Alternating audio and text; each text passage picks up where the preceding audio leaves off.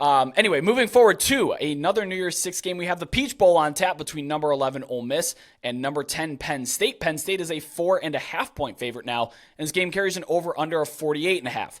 Kicks off Saturday at noon Eastern on ESPN from Mercedes-Benz Stadium in Atlanta.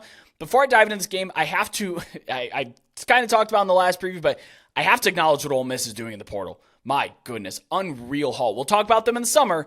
I think they still might have a pretty daunting schedule in this new SEC, but this is going to be a very good football team next year. Not that they're not this year, but they're going to be really good next year, I think. Anyway, two pieces out for the Rebels. Starting tackle Micah Pettis and edge Cedric Johnson. Those guys are both hurt. Spencer Sanders, who I haven't heard from in quite a while, is apparently academically ineligible. But anyway, they're in good shape behind Jackson Dart should he go down because they have Walker Howard sitting there at quarterback as well. Trey Harris, their stud receiver that had a breakout year this year. He's coming back next year, and he's going to play in this game. Penn State, they have two new coordinators coming to town next year. Andy Kotelnicki from Kansas and Manny Diaz, of course, left to be Duke's head coach. Chop Robinson isn't going to play. I'd keep an eye out on Kalen King and Johnny Dixon for opt-outs here. Daquan Hardy will play, but losing King and Dixon would be pretty big losses in the secondary for a very potent Ole Miss passing attack. Olu Fashanu, he's with the team through the bowl game. He said he was going to, but we'll see how much he plays. He's supposed to be like a top 5. I think even last year he was a top 5 NFL draft prospect. He's at the very least top 10, maybe top 5 outside of the quarterbacks. And he's declared for the NFL draft, so I think he's going to be on a pitch count for this one. But the line did creep up from Penn State -3.5 to -4 to -4.5, and now it kind of hasn't budged. I think it did touch 3 for like a hot second, but that was bought up pretty quickly. Lane Kiffin, not a great bowl track record. He's lost all the big ones he's coached in. Not all of them, but most of them that he's coached in. His 3 wins are in the Boca Raton Bowl twice with FAU, and then the Outback Bowl in 2017. Other than that, he's over. James Franklin, on the other hand, you might think, well, he's in the same boat because he gets that big game bad rap. That's really only against Ohio State and Michigan. He takes care of business in all the other big games. 3-1 in New Year's Six bowl games with Penn State. His only loss was in that 2016-2017 Rose Bowl, that instant classic against Sam Darnold and USC. His only loss in New Year's Six games so far. The only two losses on Ole Miss's schedule, Georgia and Alabama. Could do worse. Only 2 losses on Penn State's schedule, Ohio State and Michigan. You could do worse. I think these are 2 really good teams. This is going to be a great football game. They're at almost full strength. However, if I do have to nitpick and pick sides here, neither of Ole Miss's losses were all that competitive, to be honest. It was pretty in control for both Alabama and Georgia. And that was before Alabama kind of rounded into form offensively. But their best win on the season was against LSU, which is a good win, but that defense stinks, man, and that's how they won. They won by putting up 50 points.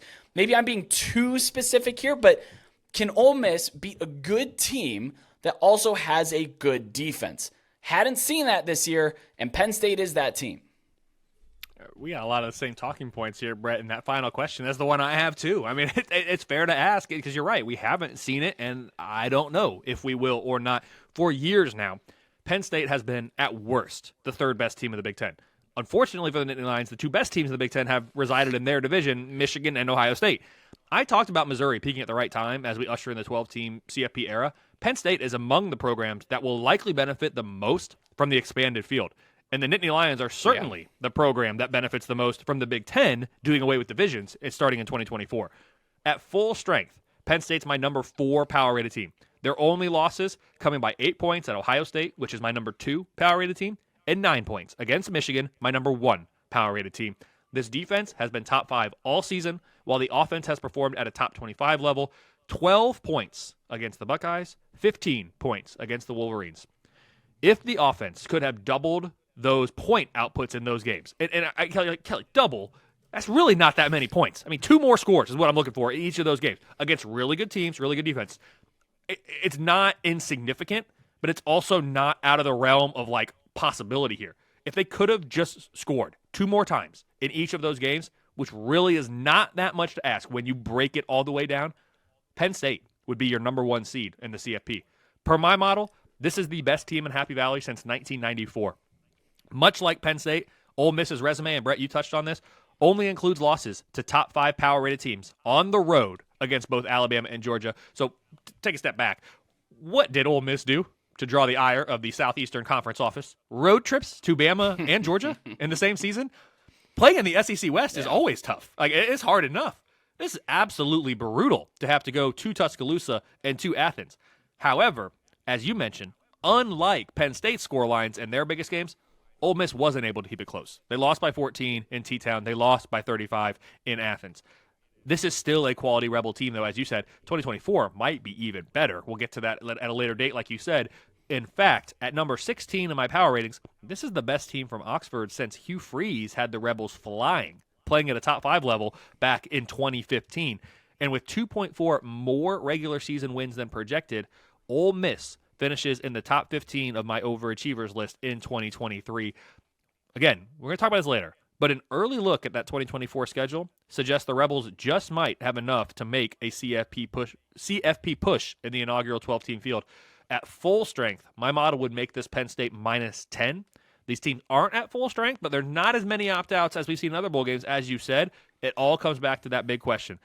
Can Ole Miss win a game against a good team with a good defense? Haven't seen it yet.